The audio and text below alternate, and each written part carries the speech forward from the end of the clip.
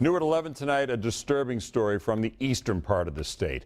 A former funeral director is accused of keeping human remains in storage units in Boston. Authorities have found 12 bodies and the cremated remains of more than 40 others in self-storage units. Investigators are working to verify the identities of the 12 bodies found. Allie Donnelly reports this uncertainty is leaving families desperate for answers. I can't believe it. Stephen Collette calls his wife Kathleen the most wonderful woman in the world. He was devastated when the 60-year-old lost her battle with lung cancer in 2012. He decided to use O'Donnell Mulry Funeral Home in Boston's Dorchester neighborhood because they had the biggest parking lot.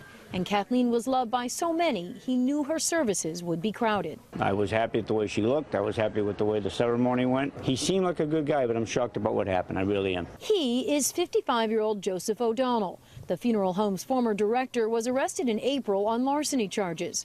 But prosecutors say as police investigated further this week, they found the cremated remains of 40 people at a self-storage unit he rented in Somerville and 12 bodies at another facility in Weymouth. Is one of them bodies my mom? Is one of them bodies my son?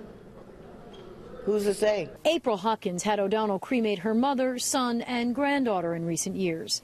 She now doubts whether they were cremated at all. You charged me for a casket that she's being cremated. When I asked to go to the cremation, he was saying I can't go there. Why? O'Donnell, who let his license lapse in 2008, was in Dorchester District Court this morning on the larceny charges.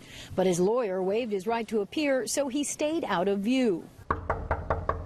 Mr. Tomasetti? No one answered the door at his attorney's office in Watertown, and O'Donnell remains behind bars. Suffolk County District Attorney Dan Conley says the most important thing right now is to identify the remains found in the storage units. Hopkins and Collette pray their loved ones aren't among them. That would break my heart, probably, you know. I mean, she's always with me in my heart, but it would kind of disturb me a little bit to find out that the ashes I gave to all her friends and family weren't really her.